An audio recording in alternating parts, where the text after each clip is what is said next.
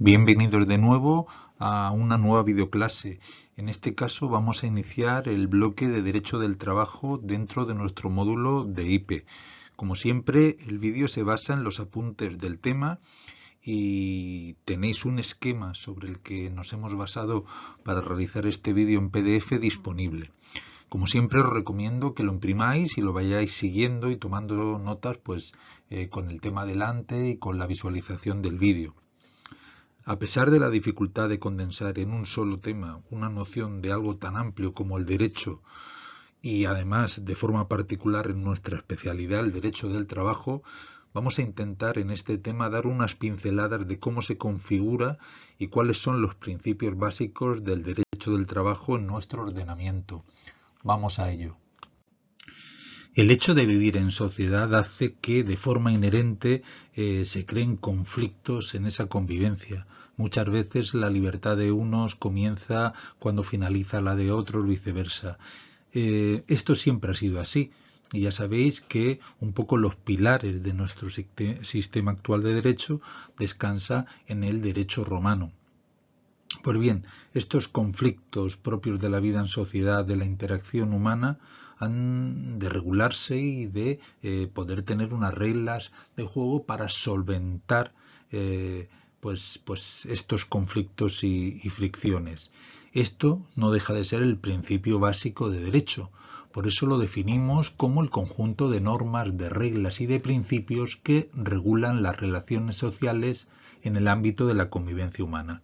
Es decir, serían las reglas de juego para vivir en sociedad y convivir unos con otros. El funcionamiento de los estados modernos democráticos descansa en un principio que tiene mucho que ver con el derecho y que me gustaría comentar, un poco explicar y que además vamos a analizar un poco críticamente. Es el principio de la separación de poderes que ya propugnaba Montesquieu. El principio es muy básico. Los tres grandes poderes del Estado, el poder legislativo, poder ejecutivo y el poder judicial, pues serían las tres patas del taburete de nuestro Estado, y el principio es muy básico. Los tres son diferentes e independientes entre sí y además han de realizar una labor de vigilancia y de control sobre el resto, pues para garantizar esa independencia entre ellos. Sin embargo, vamos a ver que esto es muy matizable y ahora que vamos a ver cada uno de ellos, vamos a poner en cuestión quizá un poco este principio de separación de poderes. Bueno, vamos a empezar con el poder legislativo. El poder legislativo viene representado por las Cortes Generales, ya sabéis, el Congreso de los Diputados y el Senado. Fundamentalmente el Congreso de los Diputados, puesto que la labor del Senado pues es un tanto secundaria y accesoria. Ya sabéis que el Congreso de los Diputados está conformado por 350 diputados. Estos diputados se eligen mediante sufragio universal, pero canalizado a través de los partidos políticos que hacen efectivo pues ese sufragio universal. Es decir, que no los elegimos directamente, sino pues integrados en las diferentes listas políticas. La misión del Poder Legislativo es la de debatir en asamblea la aprobación de las leyes y aprobarlas, evidentemente, y cumplir la función también de controlar al gobierno y a la administración pública. Es decir, van a aprobar las leyes. En principio, las leyes necesitan de una mayoría simple, mitad más uno de los presentes, pero algunas leyes, por la sensibilidad o la importancia de los temas a tratar, aquellos que afectan a derechos fundamentales y libertades públicas, necesitan una mayoría cualificada, una mayoría absoluta de 176 o más votos. Son las leyes orgánicas que, como digo, están reservadas a la regulación de los derechos fundamentales y libertades públicas. Por eso muchas veces es tan importante las elecciones o los partidos aspiran a poder conseguir esas mayorías absolutas, es decir, tener 176 o más diputados para así por sí mismos ser capaces de aprobar estas leyes orgánicas que precisan de esa mayoría cualificada. Cuando no es así, evidentemente, pues realizan coaliciones entre partidos y alianzas pues para conseguir sacar adelante pues estas leyes. El segundo de los poderes que vamos a ver sería el poder ejecutivo, es decir, el gobierno es el que dirige la política interior y exterior del país. En España hemos de decir que el gobierno es un gobierno parlamentario, es decir, lo eligen los miembros de las Cortes, como os he comentado, fundamentalmente los diputados del Congreso. Por eso las mayorías absolutas son tan importantes, porque además de sacar adelante las leyes, permiten pues la investidura inmediata del candidato de ese partido que obtenga mayorías absolutas. En caso contrario, pues evidentemente se precisa de esa mayoría absoluta para sacar adelante y nombrar a un gobierno, y es cuando surgen las diferentes alianzas. Pero es una mayoría parlamentaria, es decir, la mayoría que determinen los diputados será quien determine el gobierno. El gobierno, evidentemente, pues va a realizar su función de administración siguiendo las leyes que han venido dadas por el Poder Legislativo, pero ellos por sí mismos también tienen la capacidad de crear ciertas normas, evidentemente de rango inferior a las leyes, pues para realizar esa función administrativa, es la potestad reglamentaria del gobierno. Y por último, tendríamos al Poder Judicial, conformado por jueces y tribunales. Sería el poder encargado de juzgar y hacer ejecutar lo juzgado. Aplicaría las leyes emanadas del Poder Legislativo, de las Cortes, y también las normas que en base al poder reglamentario del gobierno pues también se pueden dictar. Es decir, hace cumplir las normas que vienen dadas por los otros dos poderes. Podríamos pensar que es el órgano más independiente entre sí y que está menos politizado, porque evidentemente un partido político con mayoría absoluta va a sacar las leyes que pretenda de manera clara, y a su vez, si tiene mayoría absoluta, también va a formar gobierno. Así que fijaros la íntima relación entre el Poder Legislativo y el Poder Ejecutivo. Podríamos pensar que el Poder Judicial pues es un poco más independiente, que así debería ser además, pero vamos a ver cómo también hay una interrelación muy importante. Mirad, vamos a poner algunos ejemplos. El máximo órgano de gobierno de la Judicatura es el Consejo General del Poder Judicial.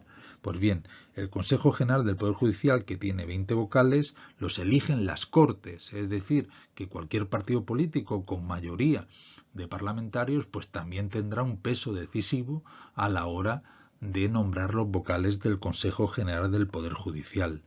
De hecho, pues ya sabéis que ha estado de actualidad en los últimos años esa falta de consenso entre los partidos mayoritarios pues para renovar esos vocales del Consejo General del Poder Judicial. Pero es que podemos ir un poco más allá para que veáis que esa relación entre el poder político manifestado en el Poder Legislativo y el Ejecutivo también llega a afectar al Poder Judicial. Como os he dicho, es clara la relación del Consejo General del Poder Judicial, el órgano de gobierno de jueces y tribunales, puesto que son las propias Cortes quienes nombran a esos vocales. Pero es que si atendemos a los dos órganos jurisdiccionales fundamentales, por un lado el Tribunal Constitucional y por otro lado el Tribunal Supremo, vamos a ver también cómo la relación es muy íntima y directa.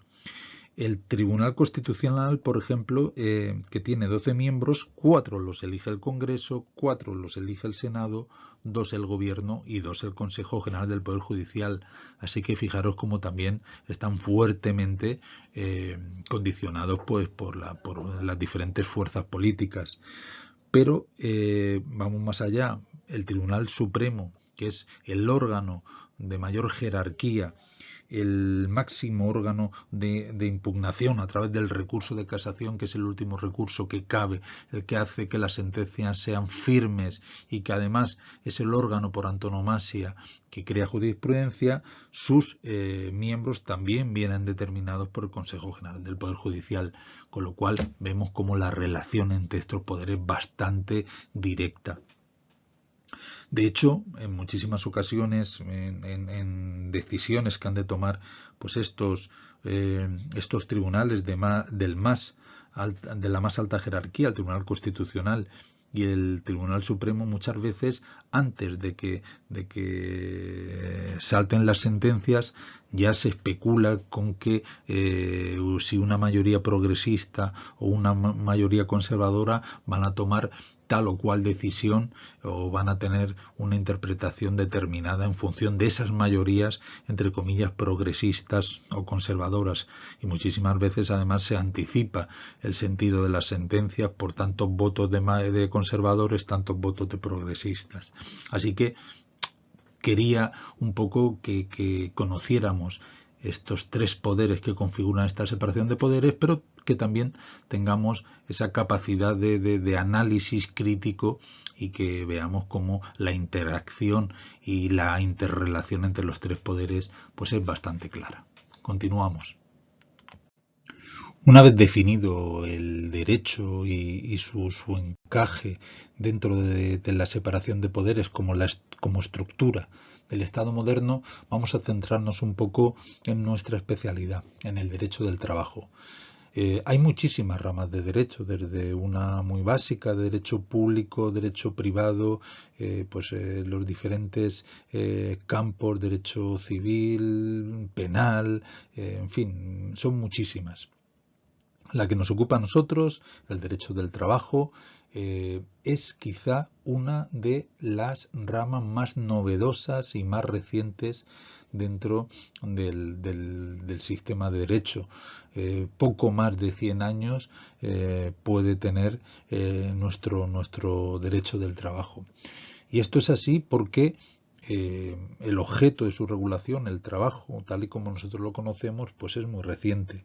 Si hacemos un poco una visión histórica, podemos ver cómo en la antigüedad el régimen básico de trabajo evidentemente era la esclavitud, con la que se podían llevar a cabo pues grandes obras, ¿verdad?, de la antigüedad, como yo que sé, como las pirámides y todo ese tipo de cosas que no tendrían posibilidad si no fuera por la mano de obra esclava. Evidentemente no había mucho de regulación para los esclavos y sí para sus dueños, puesto que no dejaban de ser una posesión. Si vamos a la Edad Media, pues el sistema feudal basado en la servidumbre, en los vasallos que formaban parte pues de la tierra de la cual pues se era dueño. Había algún tipo de mejora, puesto que, por ejemplo, ya en la Edad Media sí que se prohibía poder disponer de la vida de los siervos. Momentos más recientes, cuando florecen las ciudades y pues el sistema gremial de las ciudades basado pues en estamentos de aprendices, de maestros, era también pues un sistema que regulaba el trabajo artesano. Pero el trabajo como lo conocemos nosotros ahora pues es muy reciente y sin duda el fenómeno histórico que configura su nacimiento es la Revolución Industrial. La Revolución Industrial es sin lugar a dudas uno de los sucesos históricos más determinantes en la historia de la humanidad. Gran parte de la forma en que vivimos y de la estructura social y económica ha venido determinada por la Revolución Industrial. Ya sabéis que la Revolución Industrial muchas veces se sitúa pues con la invención de la máquina de vapor de James Watt en 1760, si no recuerdo mal, pero evidentemente en la segunda mitad del siglo XVIII es donde se inicia la Revolución Industrial. Como digo, muchas veces se pone como punto de partida pues eso, la invención de la máquina de vapor. Y no es del todo cierto porque fue un fenómeno multifactorial, no surge de un momento único. Sí que es cierto que la máquina de vapor fue un detonante porque tuvo muchísimas utilizaciones diversas y se utilizó pues desde la agricultura con trilladoras, segadoras, etcétera, hasta la industria del hilado, donde tuvo gran importancia los telares y se produjo pues un sucesivo intercambio de la lana por el algodón, la industria hidrometalúrgica, minería, etcétera. Enseguida tuvo muchísimas aplicaciones. ¿Qué ocurrió? Que también todas estas múltiples aplicaciones interactuaron entre ellas. En la agricultura se consiguió una mayor productividad, eso hizo que se necesitara menos mano de obra, también hizo que ese excedente reavivara el comercio, se produjeran concentraciones de capitales. Es quizá en estos momentos donde se originan muchas de las grandes fortunas y de los orígenes de las grandes estructuras bancarias que aún permanecen hoy día, etcétera. El campo necesita menos gente. Por contra, en las ciudades se crean pues esos cinturones de fábricas pues de estas nuevas industrias, hidrometalúrgica, minería, etcétera, que precisaban una gran cantidad de mano de obra. Esa mano de obra que ahora sobraba en el campo. Por tanto, se produjo una migración masiva del campo a las ciudades. Como la mano de obra era tan abundante, pues las condiciones de trabajo pues eran penosas, los salarios eran de pena, las jornadas eran interminables y no había ningún tipo de regulación.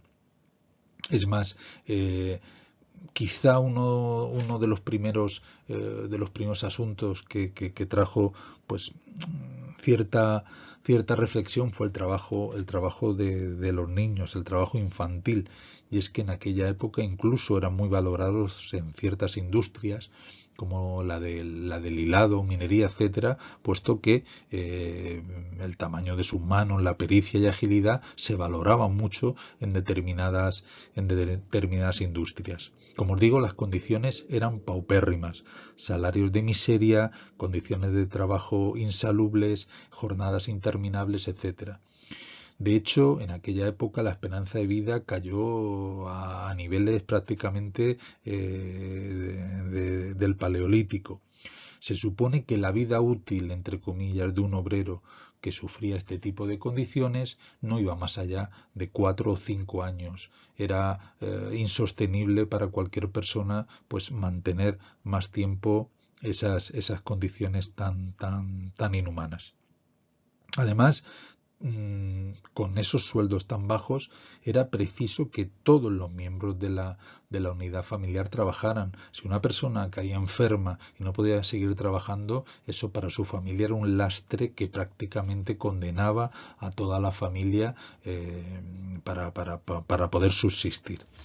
Evidentemente eso era una olla a presión. Esas condiciones no podían sostenerse y surgieron las primeras revueltas, las primeras organizaciones de trabajadores, las primeras huelgas, en fin, las primeras protestas un tanto organizadas. Y cuando estas protestas tuvieron pues una cierta enjundia, una cierta importancia, una cierta trascendencia, pues evidentemente a los poderes públicos, que incluso vieron que podía afectarle o peligrar esa estabilidad, no le quedó más remedio que empezar a dictar ciertas normas que regularan ciertos aspectos que esta nueva manera de trabajar estaba configurando. Pues desde regular unos topes de jornada, prohibir el trabajo a determinados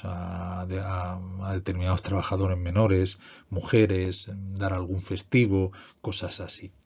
Es de esta manera como se configura pues el derecho del trabajo.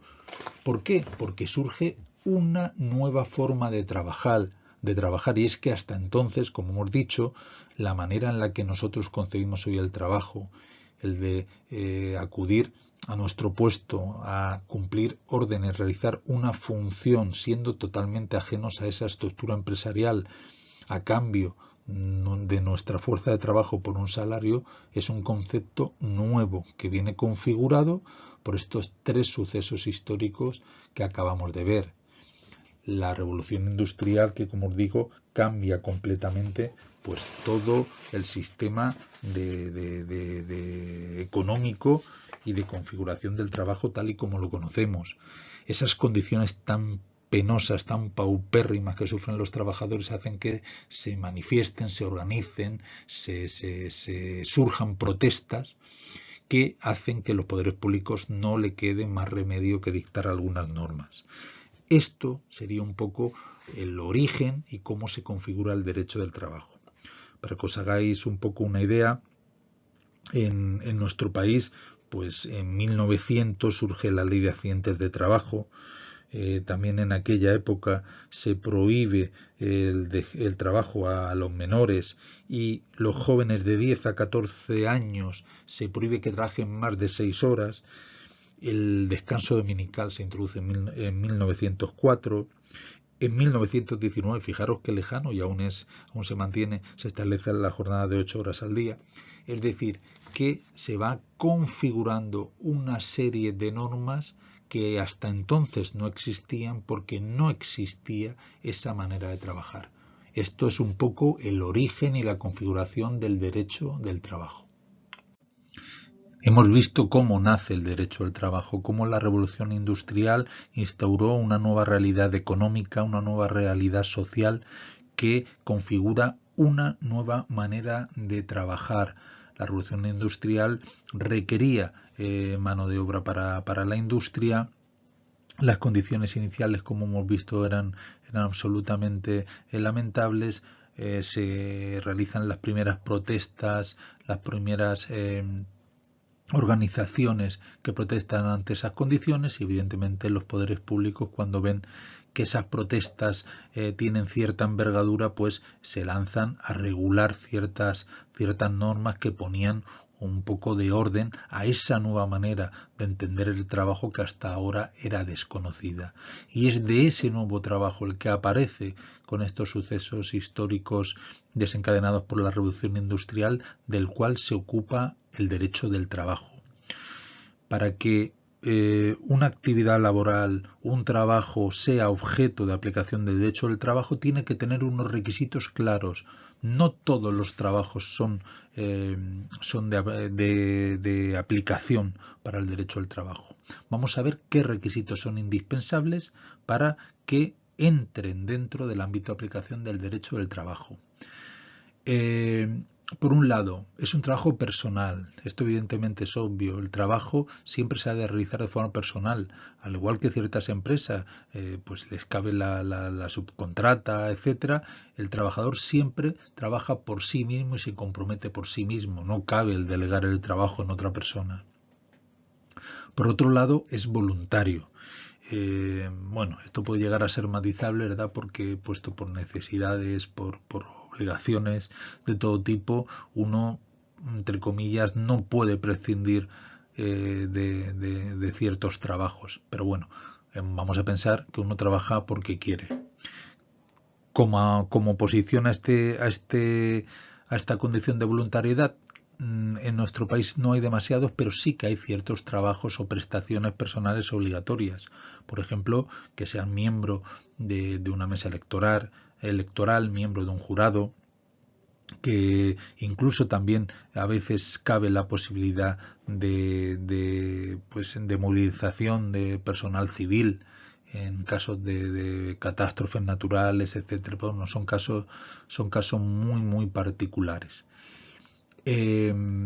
Otra de los requisitos fundamentales es que el trabajo ha de ser retribuido, es decir, ha de haber una contraprestación por esa cesión de fuerza de trabajo. El empresario pues ha de pagarte por ello, ha de recibir una contraprestación económica. Por contra, cualquier trabajo que se haga sin ánimo de lucro, como dice el Estatuto de los Trabajadores, trabajos amistosos, benévolos o de buena vecindad, en la que no medie retribución económica, sería un trabajo del cual no se ocuparía el derecho del trabajo. Es una condición sine qua non el que se te pague por él. Otro de los requisitos que ha de cumplir el trabajo para incluirlo dentro del ámbito de aplicación del derecho del trabajo es que ha de estar subordinado o ser dependiente, evidentemente, a las órdenes del empresario. Tú realizas el trabajo, pero no tienes la capacidad de dirigirlo ni estructurarlo. Tú lo ofreces y será el empresario, el dueño de la empresa, el que organice, configure y estructure como quiere que se haga. Él, entre comillas, manda y dirige. Tú ofreces tu trabajo y lo pones a su disposición, que es el que organiza. Por contra, si tú mandas, si tú realizas tu propio trabajo, decides qué, cómo y cuándo, pues entonces lo que eres es un empresario, aunque sea un empresario autónomo, sería la contraprestación de esa subordinación. Y el último de los requisitos, que quizá a mí es el que más difícil me resulta de explicar, es la ajenidad. La ajenidad significa que el trabajador es ajeno a los frutos que con su trabajo genere o haga el empresario. Es decir, si yo soy zapatero y me pagan por realizar zapatos, yo he de cobrar por el trabajo de realizarlos con independencia que luego mi jefe los venda o no los venda. Eso es ajeno a mí. Yo he hecho mi trabajo, me cobras cobro por él y evidentemente soy ajeno a los frutos que con él consigas. Os pongo un ejemplo que un trabajo, por ejemplo, contrapuesto serían los comisionistas puros y duros. No cobran por hacer el trabajo, sino por los resultados del mismo. Si tú vas solamente a comisión, no serías un trabajador incluido dentro del ámbito del derecho al trabajo, puesto que deberías de darte de alta quizá como autónomo. Un ejemplo que lo ilustraría: en algunos concesionarios de coches ofrecen a sus vendedores dos posibilidades: tener un sueldo fijo más comisiones por coche vendido, que en ese caso, a pesar de que las comisiones serían un incentivo, yo sí tengo un sueldo por intentar vender coches, y a otros vendedores le ofrecen la posibilidad de ir únicamente a comisión, aunque éstas sean más altas. A pesar de que puedan realizar una semana un trabajo ingente, entrevistarse con muchísima gente, realizar muchas llamadas, enseñar muchos coches, a lo mejor no venden ninguno. Es decir, han realizado un trabajo que, como no ha tenido frutos, pues no consiguen ningún tipo de retribución. En este caso, que no tienes ningún pago por realizar tu trabajo, sino únicamente por los frutos conseguidos, serías un trabajador por cuenta propia, no ajena, con lo cual tampoco estarías incluido dentro del ámbito del derecho del trabajo. Por tanto, vemos que el trabajo, el tipo de trabajo del cual se ocupa el derecho del trabajo, es decir, el ámbito de aplicación del derecho del trabajo, sería aquel trabajo hecho de forma personal, voluntario, retribuido, subordinado y prestado en condiciones de ajenidad. Por tanto, podemos definir el derecho al trabajo como el conjunto de normas, de reglas, de principios que regulan el trabajo realizado de forma personal, voluntaria, retribuida y prestado en condiciones de dependencia y ajenidad. Ha de reunir los 5 requisitos. En el momento que a cualquier desempeño, a cualquier trabajo le falte aunque sea uno de ellos, estaría excluido del ámbito de aplicación del derecho del trabajo. Acabamos de ver cómo, para que un trabajo se incluya dentro del ámbito de aplicación del derecho del trabajo, ha de reunir esos 5 requisitos que acabamos de ver. Ha de ser un trabajo personal, voluntario, retribuido, subordinado o dependiente y por cuenta ajena. Ha de reunir los 5.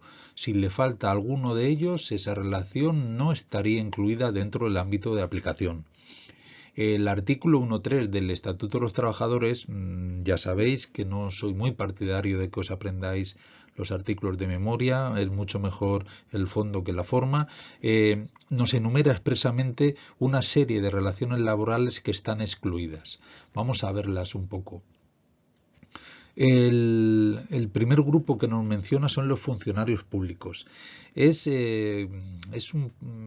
quizá algo complicado, puesto que cualquier funcionario, pues en principio sí que reúne todos los requisitos, pero en este caso el hecho de que su jefe, por así decirlo, trabaje para el Estado y un poco algo tan efímero, hace que se excluya expresamente y se regulan por el Estatuto de la Función Pública.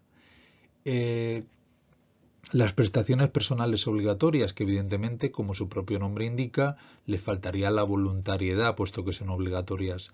Antes os he comentado que en nuestro país son muy poquitas, pues podríamos hablar de, pues eso, prestaciones personales obligatorias como ser miembro de una mesa electoral, de un jurado. También cabe en casos de catástrofes naturales la movilización civil por parte de administraciones e incluso las prestaciones personales en casos de condena, pues servicios a la comunidad y demás.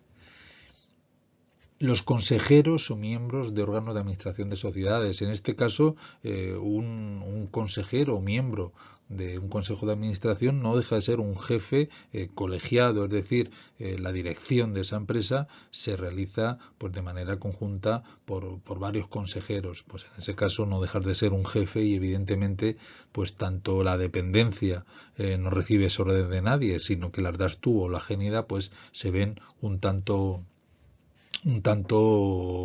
paralizadas, por lo cual faltarían esos requisitos y también sería una relación excluida.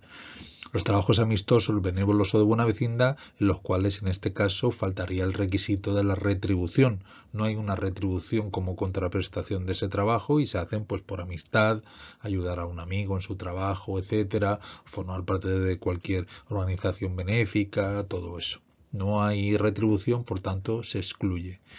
Los trabajos familiares, que aquí pues hay varias matizaciones. Se supone que los familiares cercanos hasta segundo grado, ya sea por afinidad o consanguinidad, tenéis en el propio tema un pequeño esquema que marca estos niveles de parentesco. Se supone que formas parte de un núcleo familiar en sí mismo y por tanto pues no eres ajeno a la dirección en el caso de que un familiar cercano pues sea el dueño de la empresa. Aquí sí que hay un apunte fundamental y es que es un requisito fundamental el que exista convivencia entre estos familiares. Se supone que ese nexo de convivencia hace que sea una unidad familiar única y si viven de forma separada, pues esa unidad se rompe y sí que se admitiría ese trabajador como un trabajador normal por cuenta ajena. Os pongo un ejemplo. Si una persona tiene un bar, es el dueño de un bar y tiene a su hijo que convive con él, vive aún con él y lo tiene trabajando, debería de darlo de alta como autónomo, puesto que es un familiar de primer grado en este caso, padre e hijo, y que además convive con él. Si este hijo se independiza, se casa, vive fuera, etcétera, en ese caso se rompe esa unión familiar, ese nexo, y a pesar de que siga trabajando en el bar y que evidentemente el dueño sea su padre, al no haber convivencia, sí que se admitiría que fuera un trabajador por cuenta ajena normal. Y el último de los casos serían los trabajos mercantiles con asunción de riesgo, que no es otra cosa más que los trabajos a comisión pura y dura. Como os he dicho, si solamente cobro, si consigo éxito con mi trabajo, no sería un trabajo por cuenta ajena, puesto que no me pagarían por hacer mi trabajo, sino solamente me retribuirían los frutos que he conseguido con él. Os pongo un ejemplo. Algunos concesionarios de coche dan opciones a sus vendedores de que tengan un fijo más comisión. En ese caso sí que sería un trabajo por cuenta ajena normal, puesto que tengo un fijo por realizar mi trabajo, que es intentar vender coches. Que lo consiga o no a veces no depende de mí, aunque yo he hecho mi trabajo, eso sí que sería un trabajo incluido, y hay otros vendedores a los cuales le ofrece comisiones más altas, pero que únicamente vayan a comisión. En ese caso, tu trabajo de intentar vender coches no se retribuye, solamente te pago si lo consigues. Por tanto, no dejarías de ser un empresario cuyo beneficio no es el trabajo, sino el logro del fin de su negocio, que sería esa venta de coches. En ese caso debería de darse de alta como autónomo. Y estos son un poco pues, los trabajos más comunes que de forma expresa excluye el Estatuto de los Trabajadores. Vamos a hablar a continuación de las relaciones laborales especiales. Serían relaciones de trabajo que sí que se incluyen dentro del ámbito de aplicación del derecho al trabajo, puesto que tienen las 5 características fundamentales que hemos visto que ha de reunir el trabajo para que se incluya dentro del ámbito de aplicación de derecho del trabajo. Ya sabéis que sea personal, voluntario, retribuido, subordinado o dependiente y realizado de forma en condiciones de ajeneidad.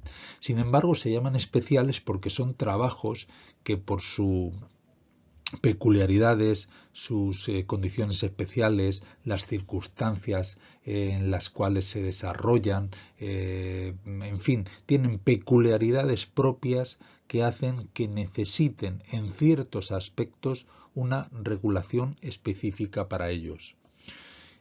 Todos estos trabajos que vamos a ver y que nos menciona el artículo 2 del Estatuto de los Trabajadores son relaciones especiales y tienen una normativa propia que los regula. Regula ciertos aspectos propios de esas condiciones o características particulares de los mismos. En lo demás se rigen por las normas generales. Vamos a ver algunos a modo de ejemplo. El personal de alta dirección, que sería hay un híbrido entre un trabajador y un directivo. El personal al servicio del hogar familiar, que muchas veces hablamos de los internos, es decir, es gente que vive y trabaja en el mismo lugar. Cómo disociar las horas de trabajo con las horas de permanencia en la misma casa pero sin trabajar, los descansos, etcétera. Otra relación serían los penados en instituciones penitenciarias. Ya sabéis que realizan trabajos remunerados, que les sirve además para reducir pena, como medida de inserción, etcétera, y evidentemente tienen que tener una regulación específica y ciertos aspectos, no sé, descansos, vacaciones, etcétera, van a estar muy matizados porque desarrollan ese trabajo en un centro penitenciario, evidentemente. Los deportistas profesionales, que también tienen muchas peculiaridades en el desempeño de su profesión. Pensemos, por ejemplo, en un futbolista. ¿Cómo medimos el tiempo de trabajo? Solamente los partidos, entrenamientos. ¿Qué pasa con las concentraciones? Puesto que estás, evidentemente, a disposición de tu empresa y fuera de casa. Además, ya sabéis que los trabajadores no pueden traspasarse de una empresa a otra, etcétera, y el caso de los futbolistas sí que tendría esa peculiaridad de que sea posible, en fin, como digo, muchas peculiaridades propias de cada una de las actividades. Los artistas en espectáculos públicos, cómo se regula, los ensayos, las actuaciones, el tema de trabajos de menores en estos espectáculos, los trabajadores del mar. Pensad que hay trabajadores que embarcan y pasan incluso meses en alta mar. Evidentemente es muy complicado regular periodos de descanso, trabajo efectivo, vigilancia, etcétera.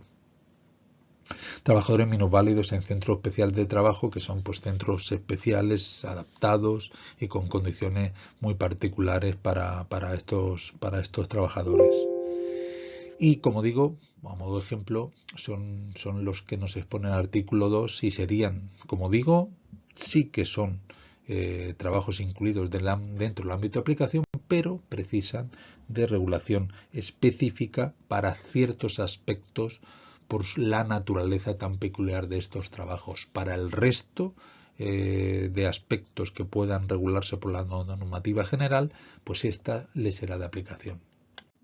Hemos visto cómo el derecho está compuesto por un conjunto de normas, de reglas, de principios. Son muchas y hay multitud de ellas. Se exige un sistema de ordenación de esa multitud de normas. Fijaros un inciso que hablo de normas como genérico y no de leyes. Tendemos a utilizar leyes para hablar de todas las normas de derecho y no es así. Dentro de la multitud de normas, una de ellas son las leyes, pero nunca podemos utilizarlo como término genérico. Como os decía, entre la multitud de normas, hemos de seguir una estructura, hemos de seguir un sistema de organización. Para ello seguimos el principio de jerarquía normativa. Este principio nos ordena las normas en función de importancia, de jerarquía, de mayor a menor importancia. Y se saca una consecuencia muy clara. Una norma que sea de rango inferior a otra nunca podrá contradecirla. Sin embargo, eso no quiere decir que las normas de rango inferior no sean importantes. puesto que en la práctica son las realmente operativas y las que ilustran nuestro día a día, puesto que las normas inferiores no pueden contradecir a una de rango superior, pero sí las pueden desarrollar, ampliar, explicitar, y realmente una vez que las desarrollan es cuando son realmente aplicables. Siguiendo nuestro principio de ordenación jerárquica, vamos a verlo de más a menos importante. En nuestro ordenamiento jurídico hay consenso en que la norma más importante son las normas comunitarias europeas.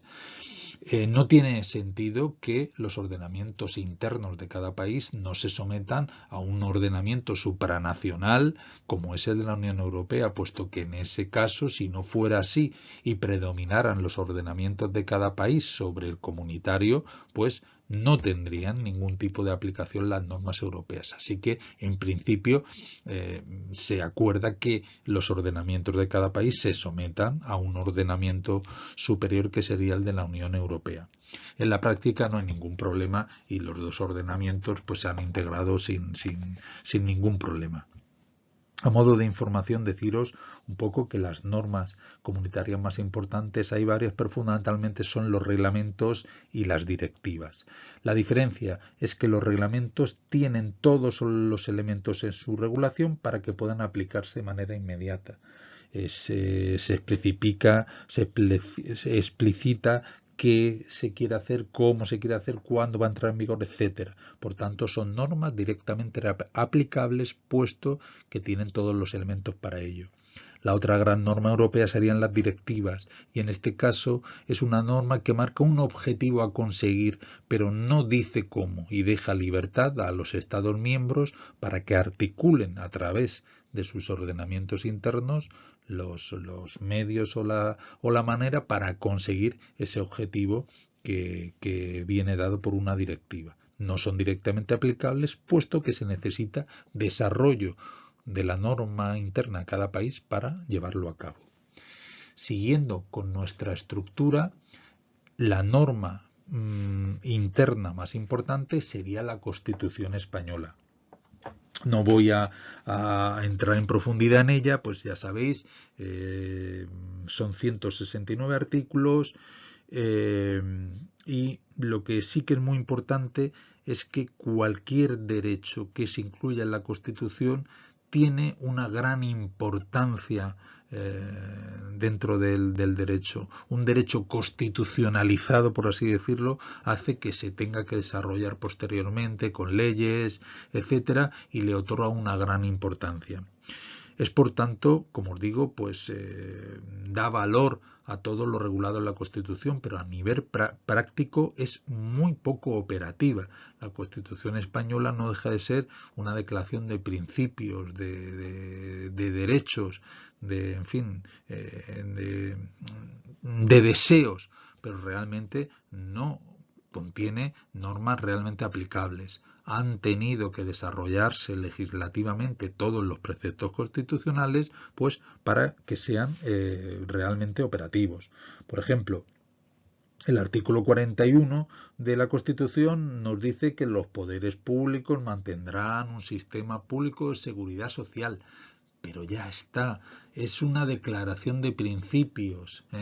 Ha tenido que ser la Ley General de Seguridad Social la que evidentemente desarrolle ese precepto, pues sí que marque pues unas instrucciones, en fin, un desarrollo normativo que realmente haga que pueda ser operativo. Pero como os digo, muy importante que un derecho se reconozca en la Constitución, pero practicidad es escasa, son más bien una declaración de, pues eso, de principios y de intenciones. Los tratados y convenios internacionales, fundamentalmente y en nuestro campo los de la Organización Internacional de Trabajo o acuerdos bilaterales con otros países, etcétera, son muy importantes, pero tienen también una cosa muy importante, y es que son voluntarios, es decir, a cualquier tratado o convenio internacional solamente rigen en cada país si el país se somete a ellos, es decir, decide firmarlo. Si no es así, no es una norma que sea de aplicación en un país si no los acepta. no sé, hay algunos tratados de contaminación, etcétera, de cupos de emisiones que algunos países no están dispuestos a aceptarlo porque creen que perjudica su desarrollo económico, etcétera, no lo firman y por tanto no están obligados a no emitir esas emisiones puesto que no se han comprometido en la firma de ese tratado. Por tanto, muy importante, jerárquicamente en una posición muy elevada, pero solo si los países se comprometen a ello. Después tendríamos las leyes, tanto orgánicas como ordinarias. Normalmente las leyes, pues ya sabéis, vienen aprobadas por las Cortes y normalmente pues desarrollan esos preceptos constitucionales que se quedan en una mera declaración de principios. La diferencia entre las leyes orgánicas y ordinarias es la mayoría que precisan. Las leyes ordinarias, mayoría simple, mitad más uno de los asistentes de los presentes, y las leyes orgánicas obligatoriamente mitad más uno de todos los diputados. Como son 350, una ley orgánica necesita 176 votos o más. ¿Cuándo se aprueba una ley orgánica o una ley ordinaria? Pues bien, la ley orgánica, que precisa de mayorías más cualificadas, se reservan a los derechos fundamentales y libertades públicas, que aproximadamente son los artículos que van del 15 al 29, y en lo que afecta a nuestro campo del derecho al trabajo, pues está el derecho a sindicación, el derecho de huelga, etcétera, y por ejemplo también el derecho a la educación, todo eso. Por tanto, cualquier ley que regule estos derechos constitucionales, al ser derechos y libertades fundamentales, han de regularse por ley orgánica. Siguiendo con nuestra pirámide, tendríamos normas con rango de ley, decretos leyes y decretos legislativos. No quiero meterme muy a fondo con ello, pero fundamentalmente son normas que con rango de ley que dicta el gobierno. El gobierno no puede dictar leyes, pero sí normas con rango de ley, siempre bajo el control del Congreso. Los decretos leyes, por ejemplo, son normas con rango de ley que dicta el gobierno en caso de extraordinaria y urgente necesidad. Es decir, son provisionales y en un plazo de 30 días han de someterse a las Cortes, que podrá aprobarlas y entonces darle forma de ley, o bien rechazarlas y ese decreto ley decaerá. Y luego tendríamos los decretos legislativos, que son encomiendas que hacen las Cortes para que el gobierno dé forma a textos legislativos. Pues no sé, por ejemplo, refundiendo mucha normativa dispersa sobre un mismo asunto en un único texto, como sería el Estatuto de los Trabajadores, etcétera. Quiero daros pinceladas sobre las distintas normas, no quiero profundizar mucho en ello. Los reglamentos, que como digo, sería la potestad normativa que tiene el Poder Ejecutivo, el Gobierno, a la hora de realizar sus funciones. Los reglamentos fundamentalmente desarrollan preceptos de normas superiores, de leyes, etcétera. Por ejemplo, tendríamos los reales decretos cuando los dicta todo el gobierno, el Consejo de Ministros, y las órdenes ministeriales, pues cuando vienen por un ministerio propio. No sé, por ejemplo, deciros que el Ministerio de Trabajo todos los años, a través de una orden ministerial, pues dicta las cotizaciones a la seguridad social, o como es un asunto que afecta a muchos ministerios, a través de un real decreto, el Consejo de Ministros todos los años pues dicta el salario mínimo interprofesional. Luego, y esto es importante en nuestro campo, tenemos una norma propia, una norma que no está en el resto de órdenes, en el orden penal, en el orden civil, no existe, y es propia del derecho al trabajo, que serían los convenios colectivos, la negociación colectiva. Es muy importante y no es otra cosa que un pacto que regulan condiciones de trabajo entre empresarios y trabajadores. Serían acuerdos entre trabajadores y sus representantes, normalmente sindicatos, y empresarios y sus representantes, normalmente organizaciones empresariales, en las cuales se acuerdan las condiciones de trabajo, pues, de una determinada actividad o sector económico. He de deciros que en la práctica, para cualquier trabajador, es la norma más operativa y más aplicable, puesto que el convenio colectivo ha recogido todas las normas superiores y en muchos casos la ha mejorado y la ha desarrollado. Así que si queremos conocer en profundidad cuáles serán nuestras condiciones de trabajo, no hemos de acudir a toda la normativa superior o al estatuto, sino que viene reflejado en nuestro convenio colectivo. Deciros que para conocer cuál es el convenio colectivo que se nos ha de aplicar, suele venir reflejado en el contrato de trabajo que hemos firmado. Como digo, es muy importante y es la Biblia del trabajador en la cual se especifican todas las condiciones en las cuales se va a desarrollar su trabajo. Muchas veces los convenios colectivos suelen ser por sectores de producción y también por ámbito geográfico, y los más aplicables suelen ser por sector productivo y por provincias. Por ejemplo, convenio colectivo del calzado de la provincia de Alicante, convenio colectivo de las industrias químicas de la provincia de Pontevedra y así sucesivamente. Muchas veces los mismos trabajos desempeñados en sectores económicos diferentes y en provincias diferentes tienen condiciones también diferentes, puesto que siempre que se respeten lo que especifiquen las normas superiores, los convenios colectivos pueden mejorar y ampliar. Os pongo un par de ejemplos. Imaginad que trabajáis como administrativo y por un lado lo hacéis, sois dos amigos que realizan las mismas funciones, uno lo hace en una fábrica de calzado y otro lo hace, por ejemplo, en un despacho de abogados. Pues a pesar de que las funciones son las mismas, el convenio colectivo que se aplica en ambos trabajos son diferentes. En uno se aplicará el convenio colectivo de oficinas y despachos, el del bufete de abogados, y en otros el convenio colectivo del calzado. Pues bien, a pesar de que se desempeña el mismo trabajo, las condiciones que vienen mencionadas en los convenios colectivos respectivos son muy diferentes. Y, por ejemplo, en este caso que os acabo de decir, os anticipo que son muchísimo más ventajosas las condiciones expuestas en el convenio colectivo del calzado respecto al de oficinas y despacho.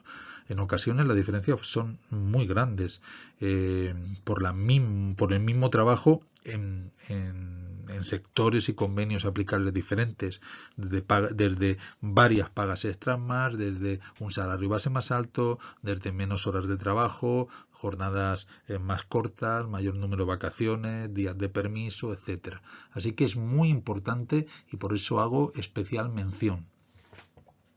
Siguiendo y desgranando nuestra jerarquía normativa, tendríamos los contratos de trabajo, que no sería más que un pacto, pero ya a nivel personal entre empresario y trabajador. Os he dicho, y es muy importante, es la principal consecuencia de la jerarquía normativa, que una norma de rango inferior no puede contradecir a una de rango superior, pero sí mejorarla.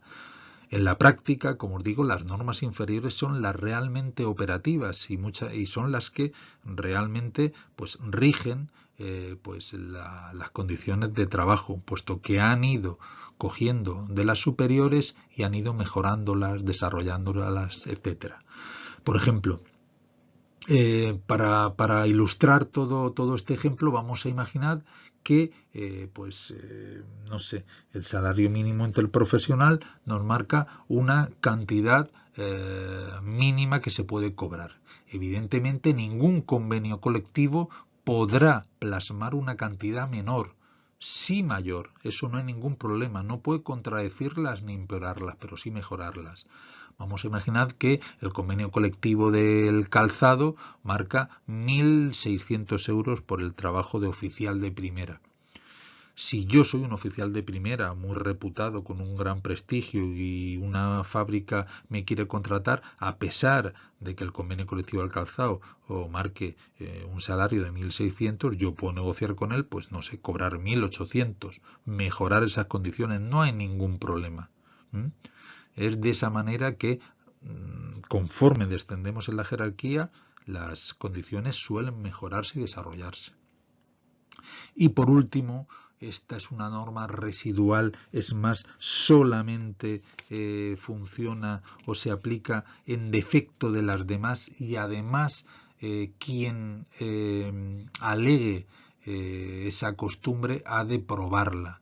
La costumbre sería la norma creada e impuesta por el uso social, sería una norma no escrita que se supone pues que se ha hecho norma por el uso continuado de la misma. Os pongo algún ejemplo.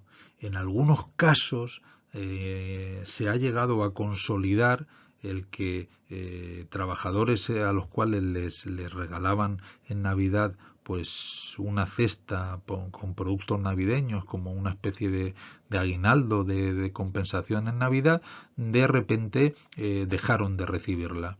Es verdad que en ningún sitio figuraba la obligación de que recibieran ese regalo. Sin embargo, los trabajadores probaron, evidentemente los trabajadores antiguos, que hacía muchos años que eso era así y ellos lo consideraban un derecho ya adquirido. Y en algunos casos los tribunales llegaron a darle la razón en el sentido de que habían argumentado y probado que era costumbre en esa empresa el que recibieran pues ese aguinaldo, y ellos lo tuvieron que mantener, aunque evidentemente las nuevas contrataciones no lo recibieron. Es un ejemplo un tanto peculiar, pero bueno, como os digo, es una norma absolutamente residual.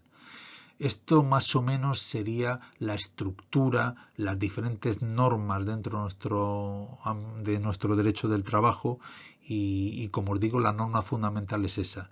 Las ordenamos por orden de importancia, y una norma de rango inferior nunca puede contradecir a una de rango superior, pero sí mejorarla, ampliarla y desarrollarla.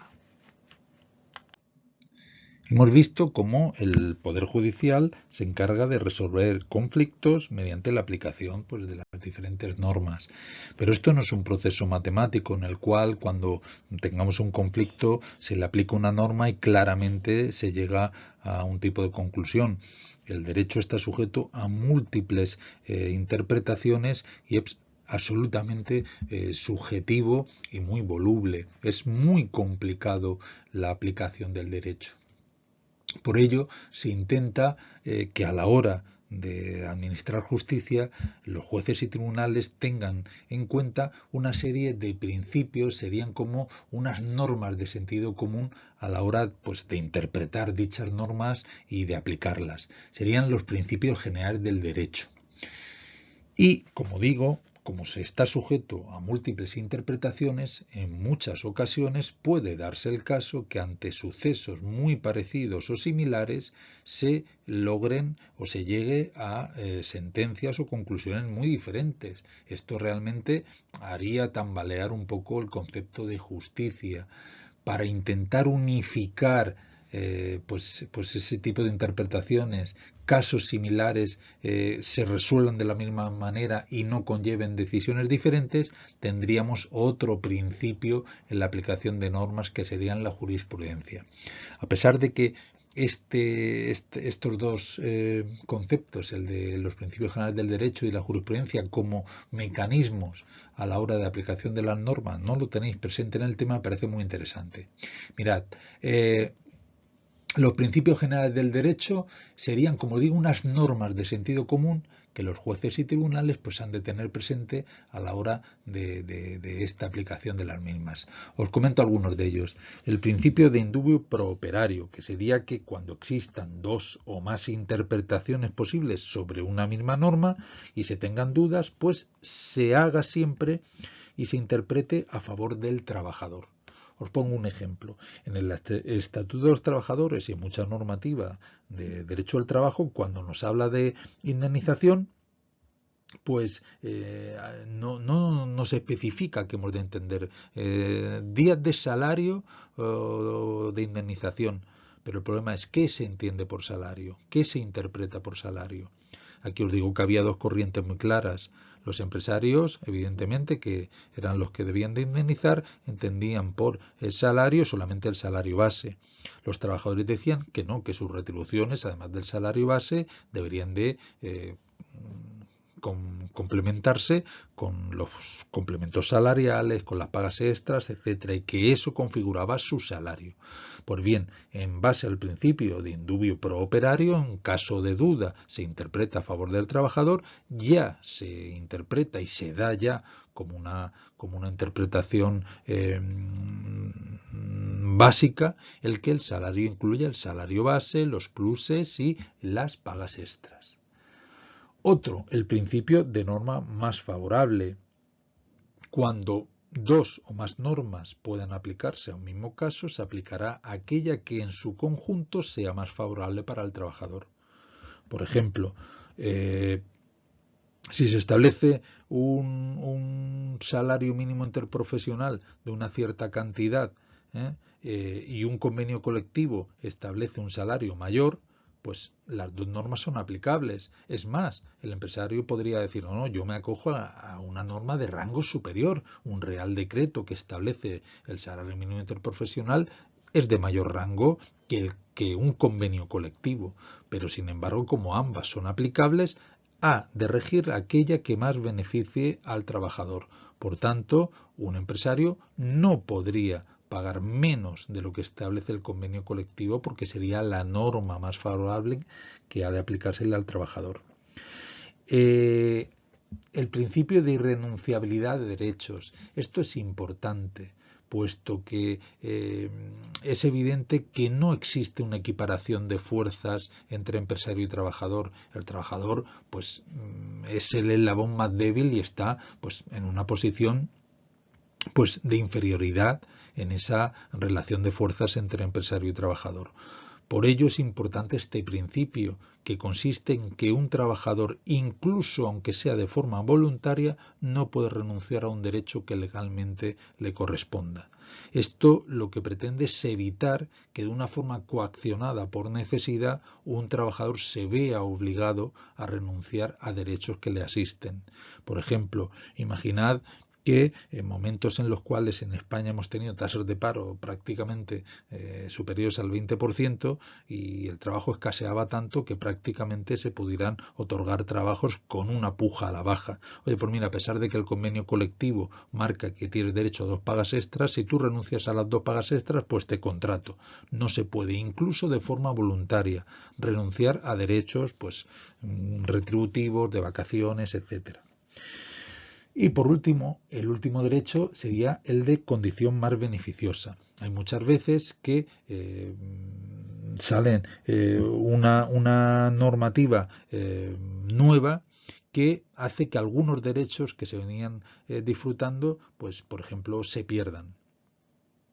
El principio de condición más beneficiosa dice que sí, que evidentemente pueden salir normativas que recorten ciertos derechos o los maticen, pero aquellas personas que ya venían disfrutando de una condición más beneficiosa que la que marque la nueva norma, la mantendrán. Un ejemplo muy claro en nuestro ámbito es el tema de la antigüedad. Prácticamente está derogada la antigüedad en todos los convenios colectivos. Hace muchos años pues se iba incrementando la retribución pues en base a la antigüedad. Pues cada 2 años un incremento del 2% del salario base por antigüedad, etcétera.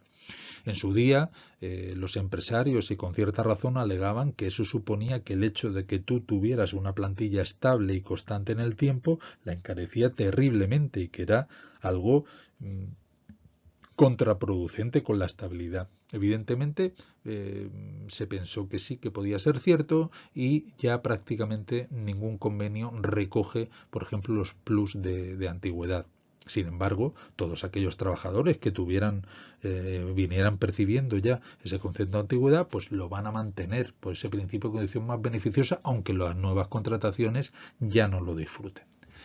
Estos serían, pues como veis, unas normas, unos principios casi de sentido común, siempre, fijaros, tendentes al beneficio del trabajador, que los jueces y tribunales pues han de tener presente a la hora de la interpretación y aplicación de las normas.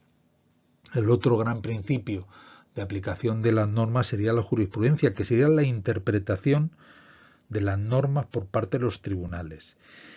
De esta manera lo que se tiende es que se apliquen las normas de la misma manera. Cuando numerosas sentencias interpretan una norma en un determinado sentido, eso hace que se cree ya pues una jurisprudencia, es decir, unos antecedentes que hacen que cuando nos encontremos ante un caso similar sepamos en qué sentido se va a interpretar. Deciros que una sola sentencia no crea jurisprudencia y que también la jurisprudencia viene dada por órganos jurisdiccionales pues, de alto nivel, fundamentalmente el Supremo. El Supremo es el último órgano al cual llegan los recursos. El recurso de casación es el último y por tanto es la voz más autorizada. Y las sentencias del Supremo sí que tienen un gran poder jurisprudencial. Por ejemplo, os cuento algunos casos que la jurisprudencia un poco pues, ha matizado y aclarado. El tema de las vacaciones y las bajas. Había con eso muchísimas discusiones. ¿Qué pasa si yo me quedan 15 días de vacaciones, pero estoy de baja y ha acabado el año y no las he tomado? Pues había sentencias que decían que se perdían, puesto que no estaba en activo y que las vacaciones se disfrutan en año natural. Pues al final la jurisprudencia, numerosas sentencias han dicho que las vacaciones que no se hayan disfrutado por estar en periodo de incapacidad temporal se mantendrán y el trabajador las tendrá que disfrutar y si a finalizar el año natural se las podrá disfrutar en el año siguiente. Otro caso también que es muy claro y que conocéis muy bien de temas anteriores es el tema de los accidentes in itinere. Antiguamente había sentencias contradictorias y ya la jurisprudencia ha dejado claro que cualquier accidente que ocurra en el trayecto de ida y vuelta al trabajo y siempre evidentemente con un nexo temporal y geográfico claro, pues se considera accidente de trabajo. Ha quedado tan claro a través de la jurisprudencia que ya no se discute y se sobreentiende.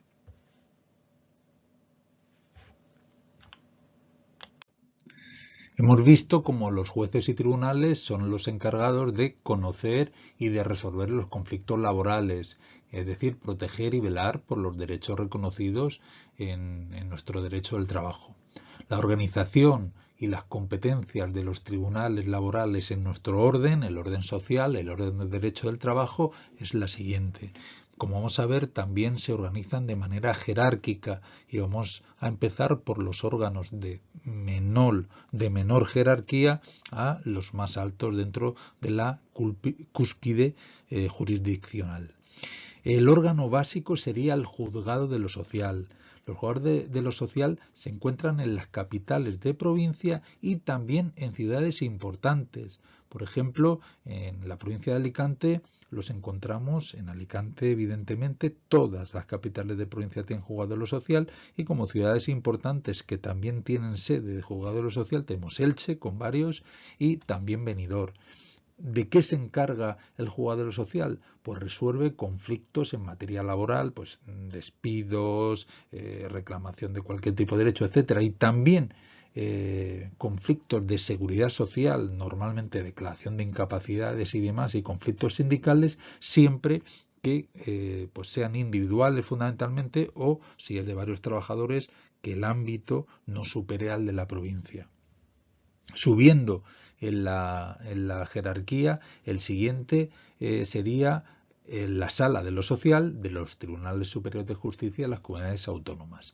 Está siempre en las capitales de cada comunidad autónoma, en nuestro caso, evidentemente, en Valencia, y se encarga, por un lado, de resolver conflictos laborales incluidos de seguridad social y sindicales siempre que sean de ámbito mayor a la provincia y que no exceda de la comunidad autónoma. Por ejemplo, imaginad un conflicto de despido colectivo de la antigua Canal Nou a Punta Hora, evidentemente tiene un ámbito de varias provincias, Alicante, Castellón y Valencia, pero no excede la comunidad autónoma. Y también es importante, resuelven recursos de sentencias del juzgado de lo social.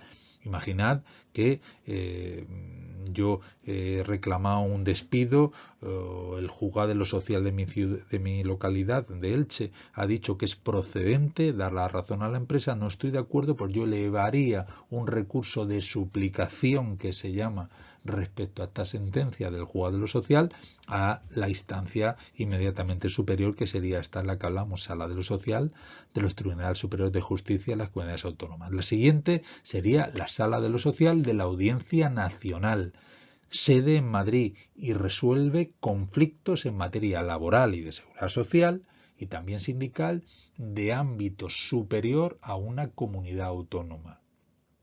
Y por último, el último órgano sería la Sala de lo Social del Tribunal Supremo, también con sede en Madrid, y solamente resuelve recursos de casación, ya sea contra sentencias de su órgano inmediatamente inferior, la Sala de lo Social de la Audiencia Nacional, o contra sentencias de los tribunales autonómicos, la Sala de lo Social de los Tribunales Superiores de Justicia de las Comunidades Autónomas. Ese sería la última instancia, el último órgano. A partir de ahí, ese recurso, que se llama recurso de casación, ya no tiene más recorrido y esa sentencia sería firme y sin más posibilidad de recurso. Aquí tenéis un poco un esquema en el cual se visualiza todo este procedimiento. La primera instancia, siempre que sean conflictos individuales, sería el juzgado de lo social, resuelve el juzgado de lo social. Si no estoy conforme, podría elevar un recurso de suplicación a la Sala Social del Tribunal Superior de Justicia de la Comunidad Autónoma, que, como sabemos, también se encarga de conflictos de ámbito superior a la provincia y que no superen la comunidad autónoma. La Audiencia Nacional, que resuelve conflictos de ámbito superior de una comunidad autónoma. Y por último, ante sentencias tanto de la Audiencia Nacional como del Tribunal Superior de Justicia, solamente cabe el recurso de casación de la cuarta Sala de lo Social del Tribunal Supremo. Vemos claramente cómo el trabajo es una relación a dos bandas entre empresario y trabajador, y como tal, pues ese pacto que se materializa en el contrato, pues hace que se tengan derechos y obligaciones ambas partes. Vamos en este punto a ver los derechos que tiene el trabajador en las relaciones laborales, en la relación de trabajo. Por un lado, a la ocupación efectiva. ¿Qué significa? Que el trabajador tiene el deber de trabajar, pero también el empresario ha de proporcionarle la tarea comprometida, evidentemente, salvo que haya imposibilidad por falta de carga de trabajo en la empresa. Muchas veces esta es la principal estrategia de mobbing, de acoso, que sufren muchos trabajadores con la intención de provocar una baja voluntaria en su trabajo. El dejarle de asignar tareas, de funciones para aislarlo. Es decir, yo tengo el deber de trabajar, pero tú tienes la obligación de proporcionarme un trabajo adecuado y el pactado. La no discriminación en las relaciones laborales por cualquier tipo de condición, sexo, raza ideológica, tanto para el acceso al trabajo como en el desarrollo del mismo. Aquí, evidentemente, es muy complicado el probar que se ha realizado pues eso, alguna actuación discriminatoria, y la carga de prueba no es sencilla.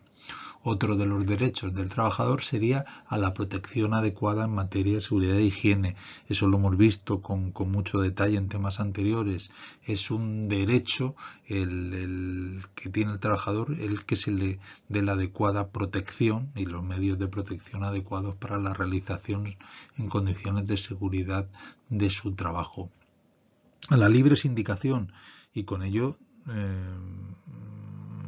contemplamos que el trabajador pueda libremente afiliarse o no afiliarse a un sindicato, es decir, que sea una decisión absolutamente personal y libre y voluntaria. a recibir su sueldo en el tiempo y lugar adecuado. Evidentemente, la retribución es la contraprestación que recibe el trabajador por su trabajo y es pues un elemento fundamental.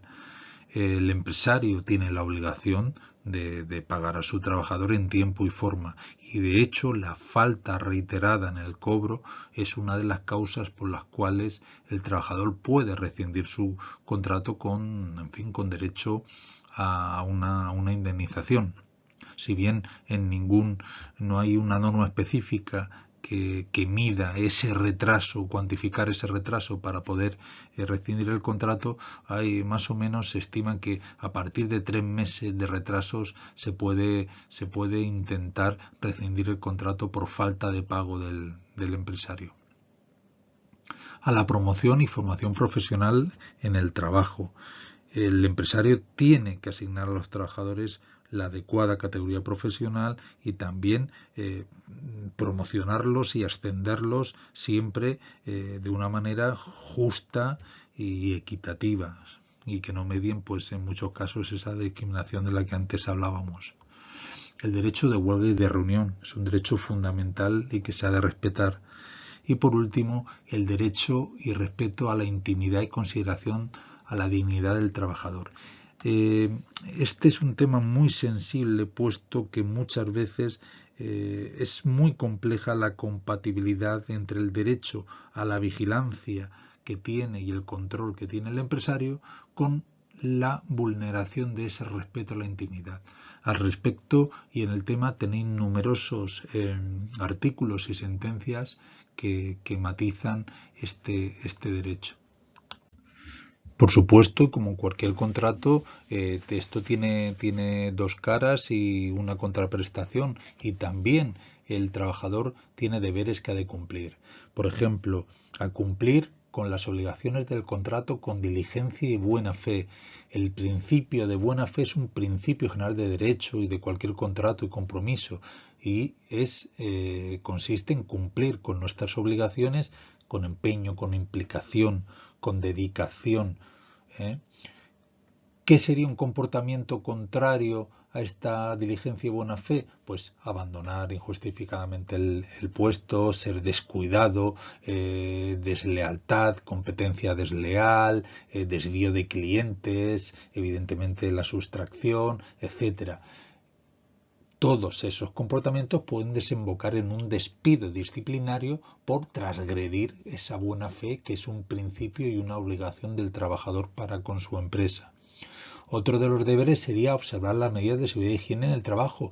Lo hemos visto en temas anteriores. Es un derecho que tengo el que se me proporcione la protección adecuada en seguridad y higiene, pero yo también tengo el deber de utilizar esos medios de protección y además ser cuidadoso y diligente en mi trabajo. Comentamos también cómo en determinadas ocasiones han de ser comportamientos desde luego muy graves, pero ante imprudencias temerarias el trabajador puede llegar a ser declarado responsable de ese siniestro e incluso puede ser demandado por el empresario con responsabilidades por daños y perjuicios. Y por último, no concurrir con la actividad de la empresa, es decir, no realizar competencia desleal, robarle clientes, aprovechar su trabajo pues para quitar clientes y realizar actividades paralelas. Eso es una norma evidentemente genérica, pero se puede reforzar con unos pactos que en ocasiones se firman cuando comienza la relación laboral. Serían los pactos de no competencia, por lo cual tú te comprometes a no concurrir, a no realizar esa misma actividad durante un determinado tiempo una vez finalizado tu contrato de trabajo, de permanencia, en el cual te obligas a una estancia en la empresa, una permanencia de un determinado tiempo. Normalmente esto se hace porque la empresa va a realizar una inversión potente en ti, en formación, etcétera, y el pacto de exclusividad, porque no olvidemos que un trabajador puede pluriemplearse y con ese pacto de exclusividad tú te comprometes a trabajar solamente para esa empresa. Si se firman estos pactos, que por supuesto deben de estar por escrito y en el inicio de relación laboral, la firma de esos pactos conlleva que el trabajador cobre por ellos una retribución adicional. También en esta relación el empresario también tiene derechos en este desempeño del trabajo. Por un lado, él tiene el derecho de poder dirigir la actividad empresarial, el poder de dirección. ¿En qué consiste? En poder organizar el trabajo, dar órdenes, ya sean organizativas concretas o más generales, particulares. Puede hacerlas además por sí mismo o además delegar en alguien que dé esas instrucciones y por supuesto también permite controlar, vigilar que se realizan las funciones que él ha encomendado. Dentro de esa vigilancia y control del desarrollo de la actividad incluye también el poder fiscalizar que las bajas laborales alegadas por los trabajadores son reales. Como digo y comentábamos en la anterior diapositiva, a veces entra en fricción ese derecho a poder vigilar, a poder controlar con el adecuado resguardo del derecho a la intimidad del trabajador, y a veces son terrenos muy sensibles, pues el tema de vigilancia mediante cámaras, etcétera. Tenéis varios artículos que explican y matizan muy bien este conflicto de intereses en nuestro tema.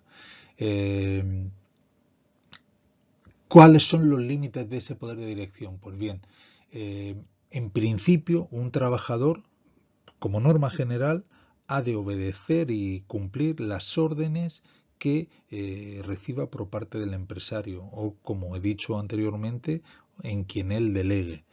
Ha de cumplirlas, incluso aunque no las crea ajustadas a derecho o discriminatorias. El orden sería que él ha de cumplirlas y si las cree injustificadas podrá denunciarlas ante el juzgado de lo social, pero habiéndolas cumplido.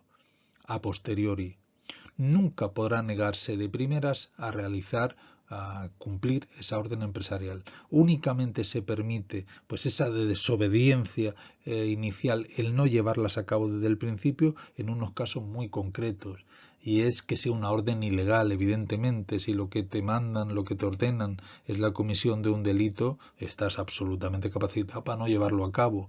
Que sea extralaboral, que lo que te mande no tenga nada que ver con tu trabajo, que te, pues no sé, que te pida que le lleves a sus hijos al colegio o que le recojas un traje de la tintorería, cosas así. Evidentemente, si tú voluntariamente lo quieres hacer, perfecto, pero es un trabajo ajeno a tus cometidos y por tanto también podría negarte a hacerlo desde el principio. Que sea vejatorio, evidentemente, el objetivo de esa orden sea vejarte, humillarte, eso te legitima, por supuesto, a no cumplir esa norma, o que comporte un riesgo inminente para el trabajador si lo llevas a cabo. Imagínate que eres albañil y te piden que en una casa absolutamente en ruinas, sin que se te den las medidas de seguridad adecuadas, te ordenan que realices pues un trabajo en altura. Evidentemente estás jugándote tu integridad con mucho peligro y podrías decir que sin los medios de protección adecuados tú no realizas ese trabajo y estarías legitimado. Como digo, en principio cumplir con las órdenes. Si se creen injustificadas o contrarias a derecho, podrás impugnarlas a posteriori. Únicamente podemos negarnos desde el principio y de forma justificada si es una orden ilegal, extralaboral, vejatoria o que conlleve un riesgo inminente para mi integridad. Otro de los poderes que evidentemente está muy unido al poder de dirección es el poder disciplinario. No tendría ningún sentido el que yo pueda dar órdenes y que sus incumplimientos no puedan llevar aparejadas por ciertos castigos o represalias, entre comillas. Como digo, con la potestad de dar orden y dirigir la actividad está la posibilidad de sancionar esos incumplimientos. Eso es el poder disciplinario.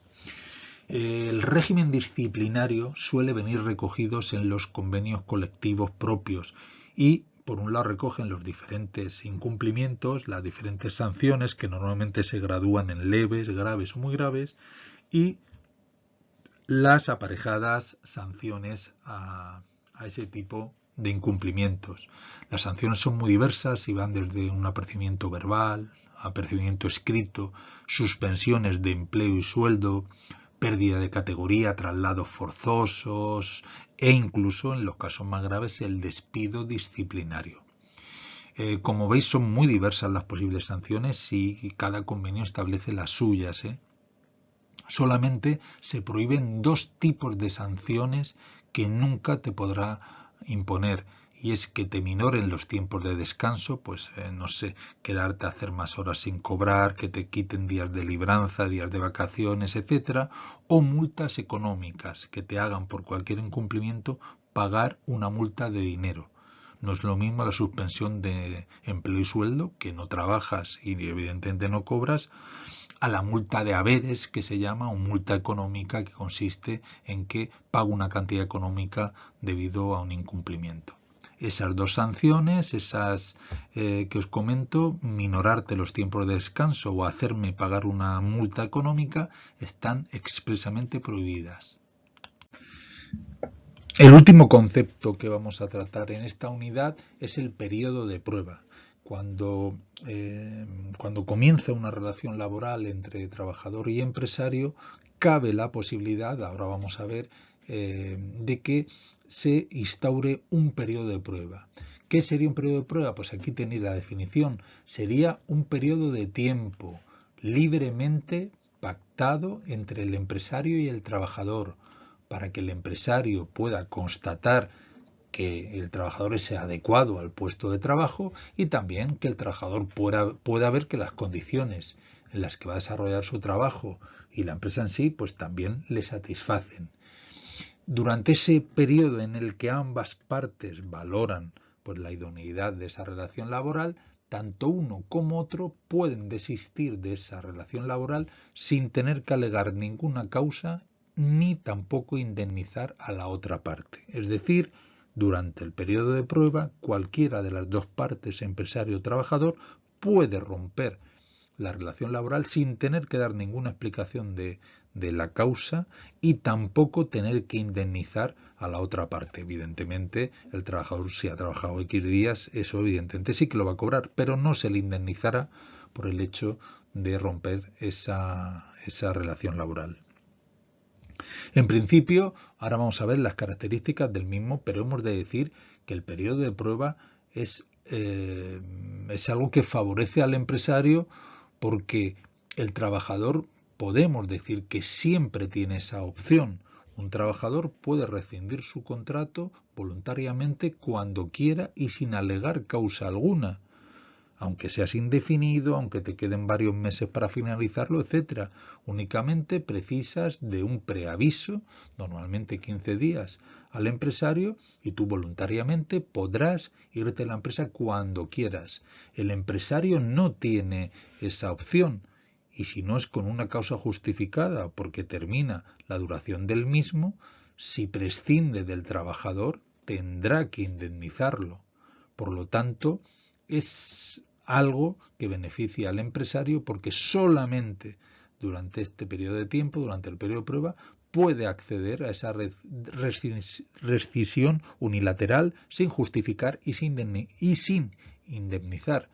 El trabajador siempre, durante toda la vigencia del contrato, tiene esa opción. Por tanto, no es para el trabajador algo adicional, siempre tiene algo así a su disposición, y sí es algo ventajoso para el empresario. Vamos a ver las características del mismo.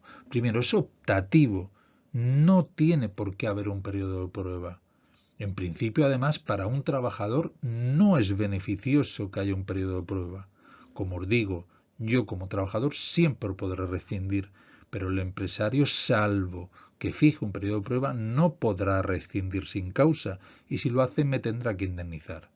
Por tanto, en principio, a un trabajador no le resulta beneficioso que se fije un periodo de prueba, puesto que él siempre tendría esa potestad y tendría una mayor seguridad en su trabajo sin el mismo. Segundo, si se hace, que como hemos visto es optativo, ha de hacerse por escrito. Por supuesto, ha de fijarse cuando vaya a comenzar la relación laboral. No tiene sentido que desempeñándola durante meses se ponga a posteriori un periodo de prueba. Eso prácticamente equivaldría a tener una carta en blanco para un despido libre en cualquier momento. No es posible realizarlo si el trabajador ya ha desempeñado esas funciones con anterioridad en la empresa. El periodo de prueba sirve para probar la idoneidad de ese trabajador. Si yo ya lo conozco y ha realizado esas funciones, no tengo nada que probar y por tanto no cabe ese periodo de prueba. Durante ese tiempo, y es muy importante, se tienen los mismos derechos y obligaciones que cualquier otro trabajador que ya no tenga periodo de prueba. En muchas ocasiones se piensa que durante el periodo de prueba pues no se cobra o no se está dado de alta y que si superas ese periodo de prueba pues se te pagará y se te dará de alta. No es así. Tú desde el principio tienes las mismas condiciones que cualquier otro trabajador. Por supuesto que estar dado de alta desde el principio, no se puede trabajar sin estarlo y por supuesto que te van a retribuir cada día de tu trabajo con el salario estipulado. La única diferencia es que te podrán echar cuando quieran sin alegar causa ni indemnizarte, pero tienes los mismos derechos que si no estuvieras en periodo de prueba.